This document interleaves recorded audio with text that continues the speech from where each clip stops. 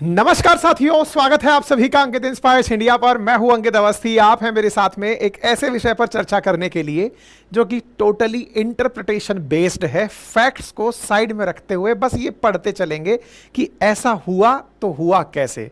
बदले बदले से नजर आ रहे हैं जनाब, ऐसा क्यों है? आज के सेशन में चर्चा है। बजट आ चुका है, बजट पर प्रॉपर चर्चा हो चुकी है, देश भर की नजर बजट पर रह चुकी है।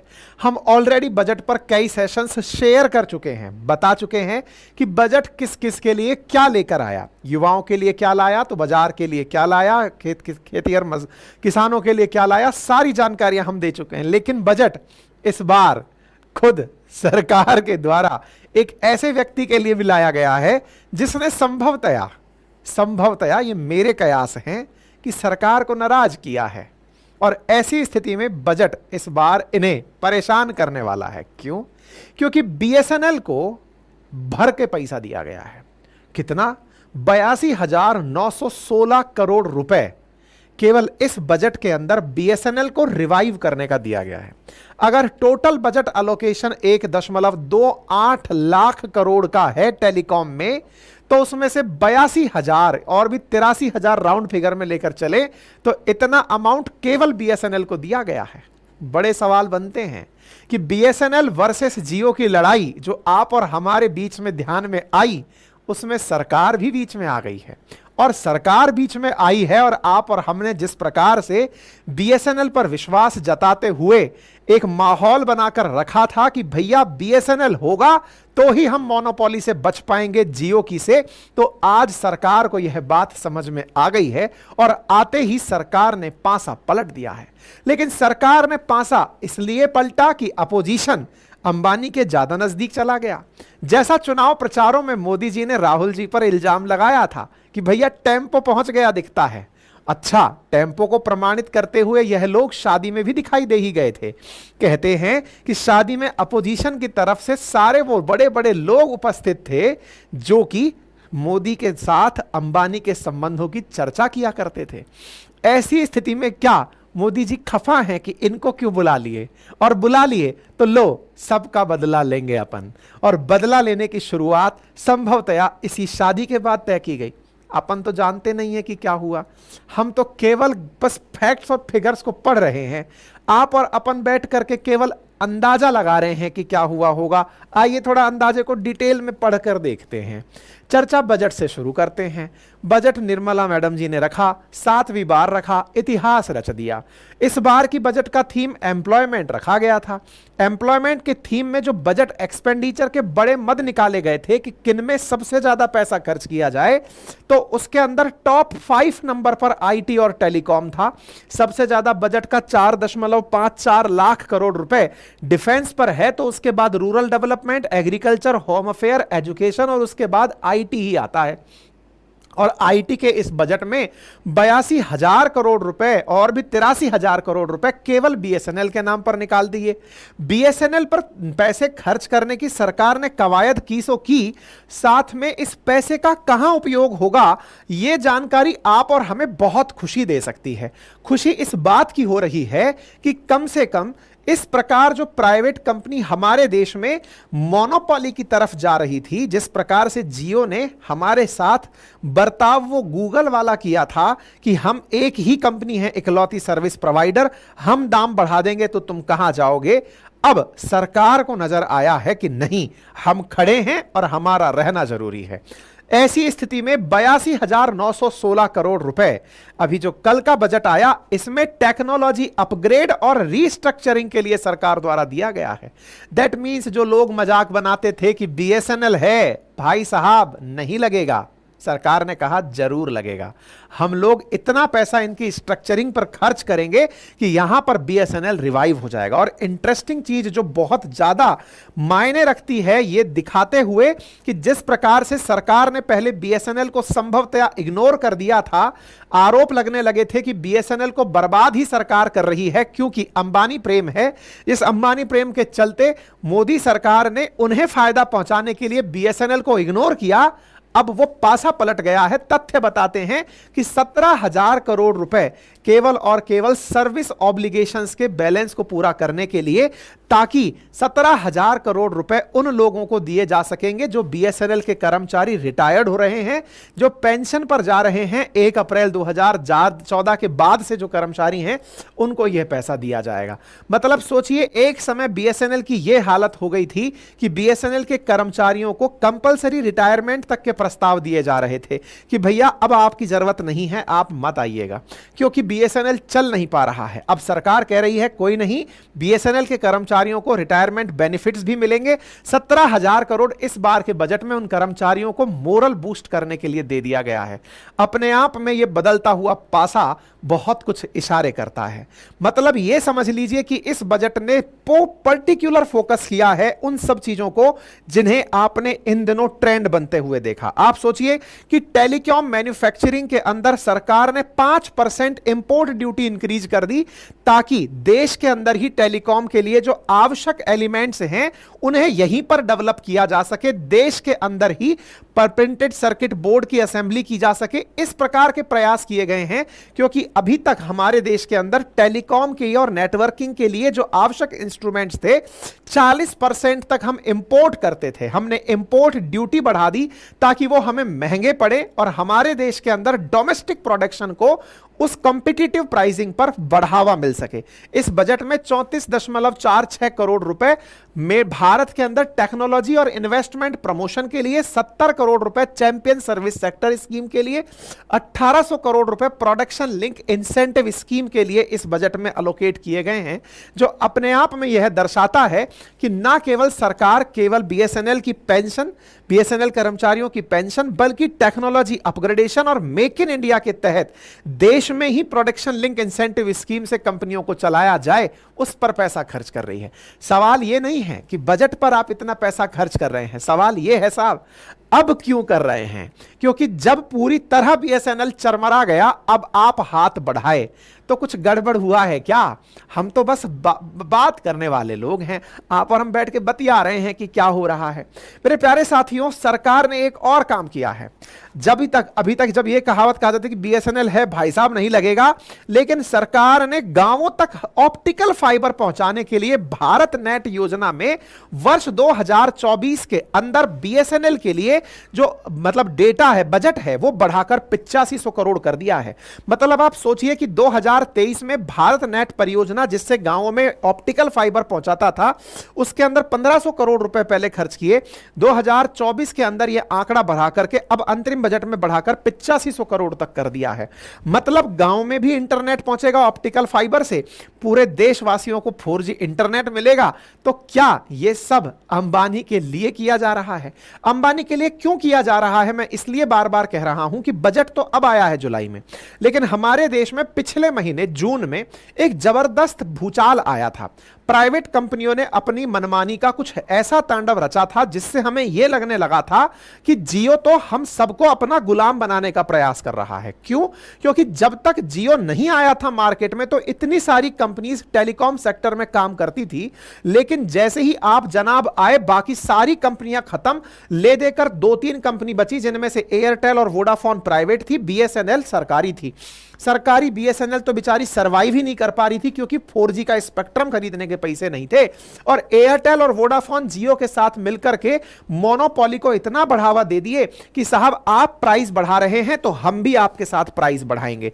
हम लोगों ने हालांकि ट्रोल किया है जियो को, कम तो बेटा एयरटेल और वोडाफोन वाले भी नहीं हैं। अगर तुम में देशभक्ति थी तो तुम रुक जाते, तुम ना कहते कि जियो ने बढ़ाया है प्राइस बढ़ाने दो, हम तो सस्ते पर देंगे, नहीं, पर तुम इनके पीछे छुप के शिकार किए। मतलब प्राइवेट सब हैं एक जैसे ही, पर कोई नहीं, तुम इनके कारण गिरे थे तो इनके कारण उठोगे, इसलिए हम तुम्हें केवल आश्रित और परपोषी मानते हैं एयरटेल। लेकिन तुम ना अगर खुद से कुछ ढंका किए होते तो तुम्हें भी इस समय हीरो बनने का मौका मिलता, लेकिन तुमने वो मौका गवा दिया। तुम सेकंड लाइन पर ही खड़े रहोगे। अब इस समय पर बीएसएनएल ने यह मोर्चा संभाला है। बीएसएनएल ने मोर्चा संभाला, इसके पीछे बड़ा कारण है, हमारे देश ने पिछले साल में एक बहुत ही गंदा अनुभव लिया है और वो है कंपनियों की मनमानी का, मोनोपोली का। आपको मैं याद दिला दूं कि जब मार्केट में केवल एक ही कंपनी हो, मतलब दिस इज माई वे और नो वे, आपके पास इकलौता ऑप्शन हो, तो कंपनियां मनमाना करती हैं। जैसे जिस माध्यम पर आप मुझे सुन रहे हैं, जिसे आप गूगल कह रहे हैं, इस गूगल ने एप्लीकेशन पर एक मतलब यह कहा था कि एप्लीकेशन के थ्रू अगर आप कुछ बाल बेच रहे हैं तो 30% तक आपको हमें देना पड़ेगा, और उसमें मतलब आइडिया था 11% से 26% तक आपको रेवेन्यू शेयर हमसे करना पड़ेगा। बड़े बड़े इंडिया के एप्लीकेशंस को गूगल ने अपने प्ले स्टोर से उठाकर फेंक दिया था और हम लोगों के पास कोई ऑप्शन ही नहीं था। हम लोग बस ये तलाशते रहे कि यार हमारे इतने सारे एप्लीकेशन उड़ गए, क्या करें। तब सरकार ने आकर के अपनी तरफ से इंटरफेरेंस किया। ये मतलब इसी साल की शुरुआत की भी बात है, हमारे इंटरनेट के इस दौर में जब गूगल ने हमारे कई एप्लीकेशंस को उड़ा दिया, देश के बड़े बड़े एप्लीकेशंस को यह कहते हुए कि आपको इतना पैसा देना पड़ेगा अगर आप अपने एप्लीकेशन से यह सामान बेच रहे हो तो इस तरह से देश में अचानक लोगों को यह एहसास हुआ कि ये प्राइवेट कंपनियां तो किसी की सगी नहीं होती। पहले आती हैं सस्ते दामों पर, आकर के ये पहले इस प्रकार की प्राइसिंग लेकर आती हैं ताकि लोगों को लगने लगे कि यार ये तो हमारे लिए ही हैं। एकदम इस प्रकार की प्राइसिंग जिसे देख करके आपको लगे कि मतलब ये तो इतने सस्ते में कोई दे रहा है तो इससे बड़ा तो दिव्यात्मा कोई हो ही नहीं सकता। लेकिन जब ये अपना असली रूप दिखाते हैं तब लोगों को एहसास होता है। गूगल की दादागिरी जो थी उसको भी भारत सरकार ने रोका था और जियो की दादागिरी को भी अब भारत सरकार रोक रही है। भारत सरकार ने जियो और एयरटेल के इस टैरिफ हाइक के बाद में बीएसएनएल को पुनर्जीवन दान दे दिया है और जियो को मतलब जियो के कारण से बीएसएनएल की जो घर वापसी है अब यह तय हो गई है, आप यकीन मानिए। मैं इस बात को क्यों कह रहा हूं बिना तथ्यों के, इस बात को हम इसलिए नहीं कर रहे हैं क्योंकि जियो बायकॉट को पिछले हफ्ते अपन ने ट्रेंड कराया था और उसके बाद में बीएसएनएल पर आपको जानकर आश्चर्य होगा 27 लाख नए कस्टमर पिछले महीने, मतलब जब से अपना ये 2 हफ्ते से ट्रेंड चला है ना, 27 लाख नए यूजर्स बीएसएनएल पर पहुंच गए हैं और लगभग 2.5 लाख यूजर्स ने पोर्ट कर लिया है बीएसएनएल। और उन्हें निराशा भी नहीं होगी क्योंकि बीएसएनएल भी अब पूरी तरह कमर कस लिया है। 1000 से ज्यादा नए 4G के टावर लगा दिए गए हैं और आने वाले 2 महीने के अंदर भारत में 4G कनेक्टिविटी बीएसएनएल की जबरदस्त होगी। गांवों में, दूर दराज में, देहात में, हर जगह होगी। यानी बीएसएनएल सस्ती कीमत पर भारतवासियों के विश्वास को, मैं अगेन कह रहा हूं, यह भारत सरकार के बिना संभव नहीं था क्योंकि जियो ने तो हमारे जज्बात ही पलट दिए थे, तभी जाकर के हमारा बीएसएनएल पर नजर गड़ा था। इसी कारण से कहा जा रहा है कि सरकार ने इस सेंटीमेंट को ध्यान में रखते हुए मौके पर चौका मारा है और सरकार ने कहा है कि नहीं, मार्केट में एक तो आदमी अपना भी होना चाहिए और वो आदमी अपना बीएसएनएल ही है। हालांकि बीएसएनएल पर सरकार का बहुत फायदा भी है। क्यों फायदा है? क्योंकि सरकार इस तरह से मार्केट को एक फेयर कॉम्पिटिटिव मार्केट रख पाएगी। लेकिन राजनीतिक गलियारों की बात करें तो क्या इसके पीछे कोई राजनीतिक मंशा भी हो सकती है क्या? ऐसा क्यों? क्योंकि राहुल गांधी जी जब से मतलब चुनाव में उतरे हैं तब से अंबानी और अडानी का नाम लेकर मोदी जी को ट्रोल किए जा रहे थे। लेकिन जब अंबानी परिवार में शादी हुई, अच्छा इससे पहले की एक घटना और मैं आपको बताता हूं। राहुल गांधी जी जब ये बातें करते थे कि अंबानी अडानी जो हैं ये ही सारा की सारा देश चला रहे हैं, ये ही सारी सब चीजें करते हैं, मोदी सरकार को ट्रोल करते थे, तो कुछ ऐसी जानकारियां भी मार्केट में आने लगी थी कि जियो को सरकार की तरफ से प्रमोशन दिया गया है एक तरीके से, अदरवाइज जियो इतना बड़ा नहीं बन पाता। तो 2 चीजें हो रही थी जिससे यह प्रूव होता था कि राहुल जी जो कह रहे हैं वो लगभग सही है, क्योंकि अगर सरकार चाहती तो बीएसएनएल को बचा सकती थी, जियो को बढ़ने से बीएसएनएल को ताकत देकर के रोक सकती थी, जियो को बढ़ने से रोका जा सकता था, लेकिन नहीं रोका गया क्योंकि इनकी कहीं ना कहीं कोई ऐसी मंशा रही होगी कि बीएसएनएल गिरेगा तो ही जियो बढ़ेगा। अब इस प्रकार का जो पब्लिक सेंटीमेंट है इसे तोड़ने का काम करेगी यह घटना। लेकिन इस घटना की बुनियाद इलेक्शन में बनने लगी थी। मोदी जी भाषणों में कहने लगे थे कि राहुल जी लगता है टेम्पो आप तक भी पहुंच ही गया है। यह बात कही जा रही थी चुनावी फंडिंग को लेकर के। यह सब जानते हैं लेकिन मानता कोई नहीं है कि इलेक्शंस में बिना फंडिंग के चुनाव पार्टियां नहीं लड़ती हैं। राजनीति राजनीतिक दलों को बड़े बड़े कॉन्ग्लोमरेट्स, बड़े बड़े उद्योगपति और उद्योग धंधे वाले लोग चंदा देते हैं, तब जाकर राजनेता चुनाव लड़ते हैं। अमेरिका में खुलेआम चंदा मांगते हैं, हमारे यहां पर चंदा मांगते हैं तो उस पर भी घोटालों की खबर निकल कर आती है कि सरकार धमका के पैसे लेती है। खैर एनीवे, हर पार्टी चुनावी चंदे से लड़ती है और चुनावी चंदे में मोदी जी ने इस बार चुनाव में कहा भी था कि राहुल जी टेम्पो पहुंच गया दिखता है आपके पास, इसलिए आजकल आप चर्चा नहीं कर रहे हो।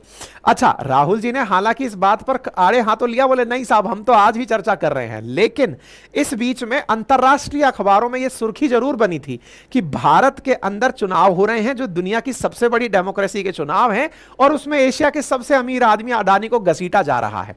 लेकिन इन सबके बीच में जब मोदी जी के द्वारा चुनावों में यह कहा जाना कि टेम्पो पहुंच गया है और अंबानी परिवार में हुई शादी के अंदर अपोजिशन के बड़े बड़े लीडर्स का हाजिर हो जाना, यह इस बात को प्रूव करने लगा कि अंबानी जी के रिश्ते सबके साथ अच्छे हैं।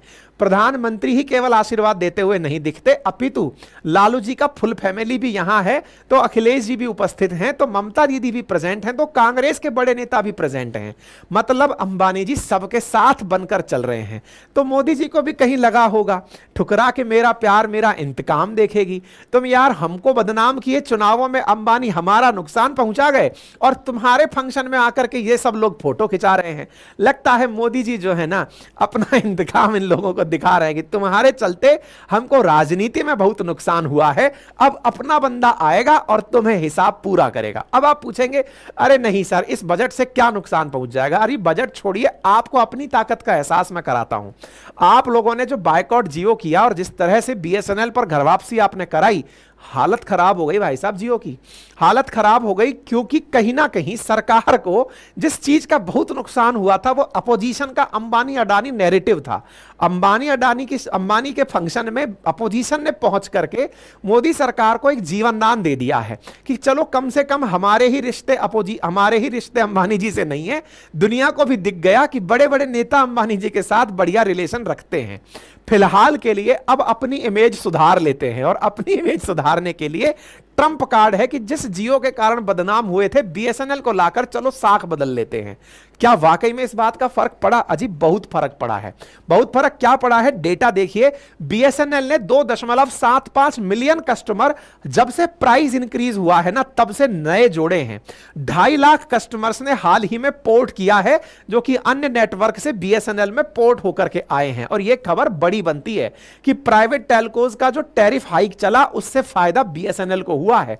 अब बीएसएनएल भी आपको खुलकर जानकारी दे रहा है और कह रहा है चिंता मत करो, मैं 1000 टावर अब तक 4G वाले लगा चुका हूं और धुआंधार तरीके से भारत को 4G बनाने का प्रयास चल रहा है, वो भी पूरी तरह स्वदेशी। मैं स्वदेशी क्यों बोल रहा हूं? क्योंकि और जितने भी जगह पर प्राइवेट कंपनीज 4G स्ट्रक्चर्स लगा रही हैं उनमें 40% तक इंस्ट्रूमेंट चाइना वाले लगे हैं। आपको याद होगा कि हुवावे का 5G इंफ्रास्ट्रक्चर अमेरिका ने और यूके ने लेने से मना कर दिया था, जो चाइनीज इंफ्रास्ट्रक्चर था। प्राइवेट कंपनीज इंडिया में अभी भी चाइना का इंफ्रास्ट्रक्चर यूज कर रही हैं, लेकिन बीएसएनएल कह रहा है कि मैं पूरी तरह स्वदेशी टेक्नोलॉजी लगाकर 4G ला रहा हूं और प्लान भी इतने सस्ते सस्ते कि आपका देखकर मन राजी हो जाएगा कि 30 दिन का चार्ज आपको मात्र 147 रुपए के अंदर प्राप्त हो रहा है। यानी कि आप अगर बीएसएनएल को यूज करते हैं तो बीएसएनएल 4G बहुत ही सस्ते कीमतों में मिल रहा है और जो हमारा 4G है वो 5G के लिए ऑलरेडी तैयार है। मतलब इस तरह से समझिए कि 4G आप यूज करेंगे, 5G के लिए इंफ्रास्ट्रक्चर पहले से ही तैयार किया जा रहा है। साथ ही साथ बीएसएनएल ने एक और मौके पर चौका मार दिया और कहा कि चिंता मत करिए, आपका जो डेटा है ना वो भी भारत में ही सेव रहेगा। इसके लिए टीसीएस को जिम्मेदारी दी गई है। नाम जब टाटा का जुड़ जाए, बीएसएनएल के साथ टाटा का नाम हो तो लोगों में विश्वास वैसे ही आसमान पर चढ़ जाता है। और टीसीएस को 15,000 करोड़ की 4G डील में कहा गया है कि इंडियंस का डेटा इंडिया में ही रखना है, इसको बनाए रखिए। इस बात को अब सरकार भी प्रचार करने लगी है। सरकार कह रही है आजादी का Amrit Mahotsav, BSNL 4G BSNL 5G ready. यानी अब 23 जुलाई का ये डीओटी का डिपार्टमेंट ऑफ टेलीकम्युनिकेशन का आप ट्वीट देख रहे हैं जिसमें सरकार खुद कह रही है कि आने वाले समय में मेड इन इंडिया 4G और 5G टेक्नोलॉजी को हम लोग लेकर आ रहे हैं। यह सुर्खी बड़ी सुर्खी है। बहुत सारे लोग इस सिम को दिखाकर दिखा रहे हैं कि बीएसएनएल 4G तो आई गया, 5G की तैयारी कर चुका है और देश का विश्वास इस पर बन रहा है। लोग तरह तरह से फोटोज डाल रहे हैं कि बीएसएनएल के कर्मचारी 9:30 बजे से पहले ही ऑफिस जाकर बैठ गए हैं। ऐसा ही एक ट्वीट कोई आईएएस अधिकारी हैं, उन्होंने अपने पोस्ट पे शेयर किया कि देखिए अधिकारी आधा घंटे पहले ऑफिस पहुंच जा रहे हैं कि साहब कुछ तो होगा। अरे इनकी सेहत पर कुछ असर पड़ा कि नहीं? पड़ गया है, पड़ गया है। जिस जियो ने 349 वाला रिचार्ज रोक दिया था वो आपके द्वारा किए गए बायकॉट में वापस ला दिया गया है। जियो ने यह हेडलाइन दी है, आज की हेडलाइन है, पढ़ लीजिए। जियो ने अपना 349 वाला जो रिचार्ज प्लान था जिसकी वैलिडिटी को पहले खत्म कर दिया था, 49 वाला प्लान ही गायब कर दिया था, 349 वाला वो वापस ला दिया है। यह आप ही की ताकत है। आपके द्वारा जो जियो को ट्रोल किया गया उसका परिणाम यह निकला कि बीएसएनएल को, जियो को झुकना पड़ा और झुक करके अपने पुराने प्लान वापस ले आया। अखबारों की हेडिंग बना दिया कि हम 349 वाला प्रीपेड प्लान वापस से अपडेट कर दिए हैं, चिंता मत करिए रिलायंस जियो आपका प्लान वापस आ गया है। End of discussion. बोले अब कोई चिंता की बात नहीं है, बहस बंद करो, मैं 349 वाला ले आया। अरे छोड़िए, आपको हमको समझ में आ गया है कि आप हमको बेवकूफ बनाने के लिए यह प्लान लाने की बात कर रहे थे कि चलो अब बहसबाजी बंद करो। हो सकता है 150 रुपए के लिए आप लोग झगड़ा कर रहे थे। नहीं, इस बार खेल 150 रुपए का नहीं था जनाब। इस बार खेल इस बात का था कि आपकी स्ट्रेटेजी लोगों को समझ में आ गई थी। आप जो कर रहे थे वो लोगों को समझ में आ गया था कि पहले सस्ता दो, प्रेडेटरी प्राइसिंग यूज करो और बाद में इन सब से सब कुछ छीन लो। नहीं, समझदार हो गए हैं लोग। आपका यह प्लान सस्ता है लेकिन ये झुकने के कारण है, आप झुके हैं इसलिए प्लान सस्ता किया है। लोग छोड़कर आपको दूसरी जगह जा रहे हैं इसलिए सस्ता किया है। और हां, इस बजट में इतना फंड अलोकेट हो गया है कि अगर बीएसएनएल खड़ा हो गया ना तो भाई साहब जियो आपको तो जीने नहीं देगा। बाकी फिलहाल के लिए इतना ही है। आपकी इस विषय पर क्या राय है कमेंट बॉक्स में जरूर रखिएगा। सेशन पसंद आया हो तो लाइक करना बिल्कुल मत भूलिए। बार बार आपको रिक्वेस्ट करना पड़ता है कि अगर आप नए हैं चैनल पर तो सब्सक्राइब का बटन दबा दीजिए और ऑलरेडी दबा रखा है तो लाइक कर दीजिए, साथियों से साझा कर दीजिए। इस शुक्रवार शाम 7 बजे आपको एक बहुत जबरदस्त स्टोरी लेकर आ रहा हूं और इसी तरह से हर शुक्रवार शाम 7 बजे बेहतरीन इंस्पायरिंग इंडियंस की स्टोरीज लेकर आऊंगा। इसके लिए अंकित इंस्पायर्स इंडिया को सब्सक्राइब कर चलिए। बाकी जो पढ़ने लिखने वाले विद्यार्थी हैं उनके लिए हमारा अपनी पाठशाला एप्लीकेशन पर कोर्स उपलब्ध है इकोनॉमिक्स का, ताकि आपको यह समझ में आए मार्केट कैसे चलता है, ज्योग्राफी का ताकि क्लाइमेट समझ में आए, पॉलिटी का ताकि आपको राजनीति समझ में आए और भारत के इतिहास पर गर्व हो। मेरे द्वारा किया हुआ एक सेशन है, प्रॉपर तरीके से आप जाकर इस सेशन को ज्वाइन करें। 1 साल की वैलिडिटी के साथ कंप्लीट कोर्स है जिसका हम लोग हैंड रिटन मटेरियल भी आप लोगों को उपलब्ध कराते हैं, जिसको आप अपने एप्लीकेशन अपनी पाठशाला जिसका लिंक कमेंट बॉक्स में है वहां से एक्सेस कर सकते हैं। हमारे द्वारा यहां पर आपके लिए उपलब्ध है। फिलहाल के लिए इतना ही। अपना ख्याल रखें। बहुत बहुत धन्यवाद।